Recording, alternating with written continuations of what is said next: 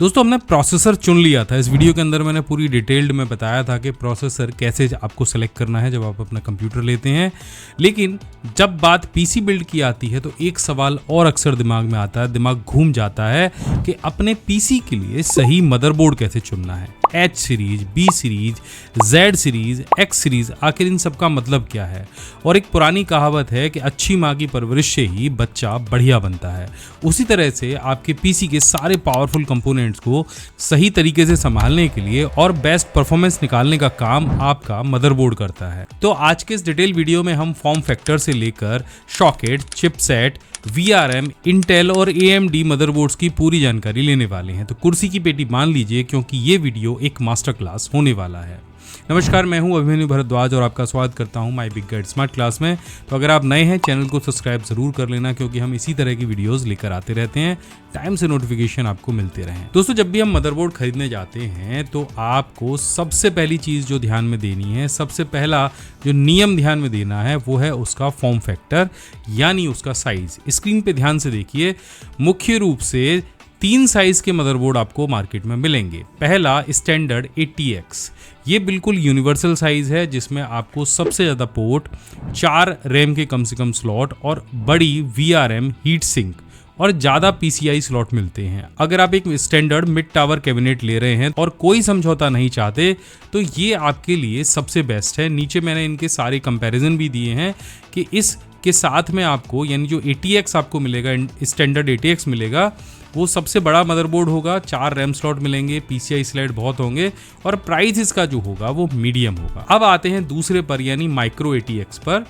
ये एक budget friendly motherboard है। ये थोड़ा छोटा होता है ATX से और जो लोग बजट पीसी बनाते हैं उनके बीच में सबसे ज़्यादा पॉपुलर होता है क्योंकि ये सस्ता है और एक नॉर्मल यूज़र की सारी ज़रूरतें पूरी कर देता है।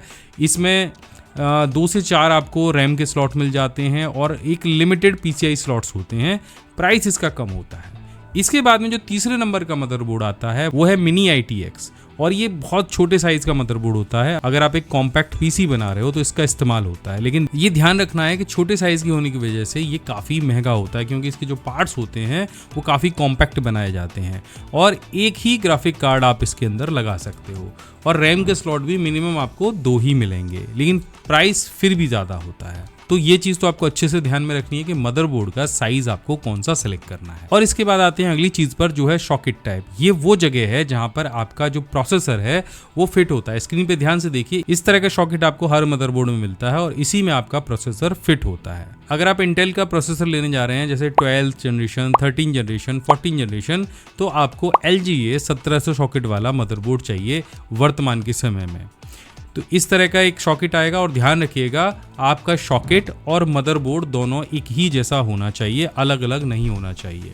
तो मदरबोर्ड की स्पेसिफिकेशन में आपको सॉकेट का टाइप ज़रूर चेक करना है कि ये मेरे मदरबोर्ड में कौन सा सॉकेट टाइप का जो प्रोसेसर है वो लगेगा। वहीं अगर आप AMD का Ryzen प्रोसेसर लगा रहे हैं तो पुरानी जनरेशन के अगर आपके पास प्रोसेसर है तो उसके लिए आपको AM4 जनरेशन का सॉकेट टाइप चाहिए और अगर आप लेटेस्ट 7000 या 9000 सीरीज के लिए जा रहे हैं तो AM5 सॉकेट आपको लेना चाहिए। एक चीज़ आपको बिल्कुल ध्यान में रखनी है कि गलत सॉकेट वाला मदरबोर्ड ले लिया तो उसमें आपका जो प्रोसेसर है वो काम नहीं करेगा। तीसरी जो सबसे कंफ्यूजिंग चीज आती है वो होता है चिपसेट। Z790, B650, X670, ये सब अलग अलग होते हैं और ये बहुत कंफ्यूज करते हैं। आइए इनको भी आसान भाषा में समझ लेते हैं। Z सीरीज क्या होती है?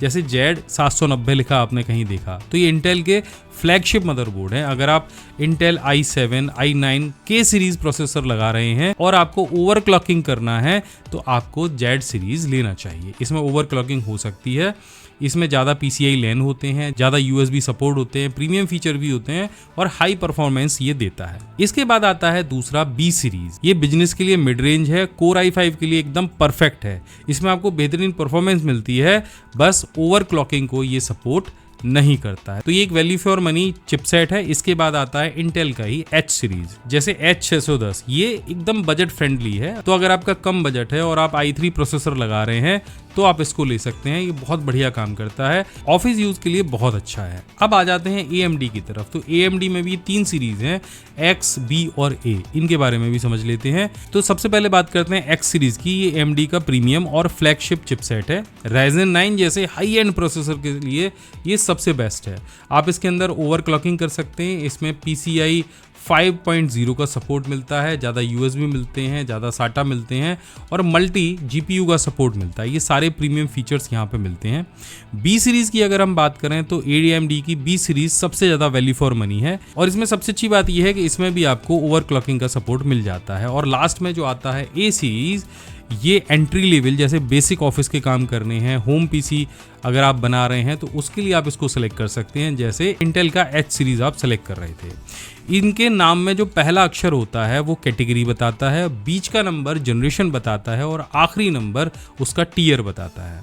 अब एक चीज और समझ लेते हैं, हमने यहाँ पर कई बार ओवरक्लॉकिंग की बात की है, तो भैया ये ओवरक्लॉकिंग होती क्या है। चलिए किसी बहुत सिंपल और देसी उदाहरण के साथ में समझ देते हैं। मान लीजिए आपके पास एक बाइक है जिसकी टॉप स्पीड कंपनी ने 100 रखी है, ठीक है, 100 किलोमीटर प्रति घंटा की है, लेकिन आप मैकेनिक के पास जाते हैं, उसके इंजन को ट्यून करवाते हैं और उसे 120 की स्पीड से भगाने लगते हैं। बस यही ओवरक्लॉकिंग है। तो जब आप अपने प्रोसेसर को या रैम को कंपनी द्वारा तय की गई नॉर्मल स्पीड से ज़्यादा स्पीड पर जबरदस्ती चलाते हो ताकि गेम में एक्स्ट्रा FPS मिल सके, एडिटिंग में फास्ट रेंडरिंग हो सके, तो उसे ओवरक्लॉकिंग कहते हैं। लेकिन यहाँ पे एक कैच भी है, जैसे बाइक जब तेज चलती है, ज़्यादा स्पीड पे जब आप उसे भगाते हो तो इंजन भी हीट होता है, वो तेल भी ज़्यादा पीता है। जब आप प्रोसेसर को ओवरक्लॉक करते हो तो बहुत ज़्यादा बिजली खाता है और भयंकर गर्म हो जाता है। और यहीं पर आपके जो मदरबोर्ड का असली टेस्ट होता है। अगर आप अपने PC को ओवरक्लॉक करना चाहते हो तो इसके लिए आपको 2 चीज़ें या 2 शर्तें आपको पूरी करनी होती है। तो पहली चीज़ जो है वो आपका CPU अनलॉक्ड होना चाहिए, जैसे इंटेल के वो प्रोसेसर जिनके नाम के आगे K लगा होता है,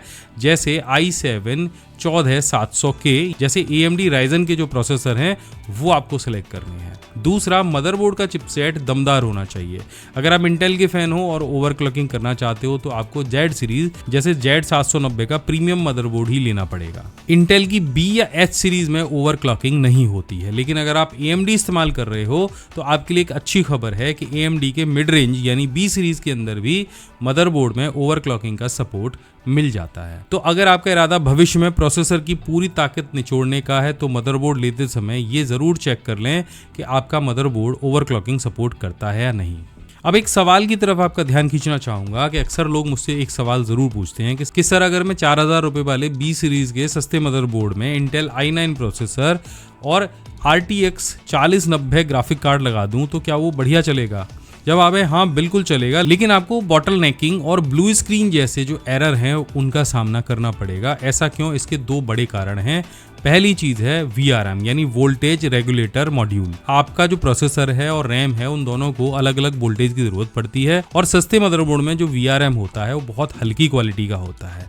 i9 जैसा प्रोसेसर बहुत पावर खींचता है, इससे सस्ते मदरबोर्ड का VRM बहुत ज्यादा गर्म हो जाता है और सिस्टम हैंग होने लग जाता है। और वहीं पर महंगे मदरबोर्ड में बड़ी और अच्छी क्वालिटी के VRM यानी हीट सिंक्स होते हैं। तो ये जो आप देख रहे हैं ये VRM से, जो सस्ते मदरबोर्ड होंगे उसमें VRM बहुत छोटे होंगे और ये जल्दी गर्म हो जाते हैं। और अगर आप महंगा मदरबोर्ड लेंगे तो बड़े VRMs आप यहाँ पे लेंगे, बड़े हीट सिंक आपको यहाँ पे मिलेंगे जो ज़्यादा ठंडे रहते हैं। इसके अलावा PCI लेंस की अगर हम बात करें तो मदरबोर्ड और प्रोसेसर के बीच डेटा ट्रांसफर करने के लिए लेंस होती हैं। देखो सस्ते मदरबोर्ड के अंदर केवल 20 लेंस ही होते हैं। अगर आपका प्रोसेसर पावरफुल है, ग्राफिक कार्ड भी पावरफुल है और वो बहुत ज़्यादा डेटा भेज रहा है तो यहाँ पर डेटा का ट्रैफिक जाम होने की बहुत संभावना है। इसलिए प्रीमियम कंपोनेंट के साथ एक प्रीमियम मदरबोर्ड लेना बहुत जरूरी है। अब बात करते हैं सबसे बड़े सवाल की, इंटेल लें या AMD लें। तो अगर आप एक ऐसा PC बना रहे हैं जहां आपको शानदार गेमिंग परफॉर्मेंस और फ्यूचर प्रूफिंग चाहिए तो AMD का AM5 प्लेटफॉर्म अभी भी मार्केट में जबरदस्त चल रहा है। AMD की सबसे अच्छी बात यह है कि वो अपने सॉकेट को कई सालों तक सपोर्ट करते हैं। अगर आज आप AM5 मदरबोर्ड लेते हैं तो आने वाले 3-4 साल बाद भी उसी मदरबोर्ड में एक नया प्रोसेसर आप लगा सकते हैं। दूसरी तरफ अगर आपका काम प्रोडक्टिविटी, वीडियो एडिटिंग जैसे प्रीमियर प्रो आपको चलाना है, आफ्टर इफेक्ट चलाना है, 3D रेंडरिंग करनी है तो इंटेल अभी भी बहुत पावरफुल है। इंटेल के प्रोसेसर अपनी शानदार सिंगल कोर परफॉर्मेंस और क्विक सिंक टेक्नोलॉजी के कारण क्रिएटर्स के लिए बहुत ही स्टेबल होते हैं। हालांकि इंटेल अपना सॉकेट बहुत जल्दी बदल लेता है, इसलिए फ्यूचर में उसको अपग्रेड करना थोड़ा मुश्किल होता है। तो देखिए हमेशा अपने प्रोसेसर के लेवल के हिसाब से ही मदरबोर्ड का बजट तय करिए। अगर i9 और Ryzen 9 ले रहे हैं तो Z और X सीरीज पर जाइए, और अगर i5 या Ryzen 5 ले रहे हैं तो B सीरीज पर जाइए, ये सबसे बढ़िया है।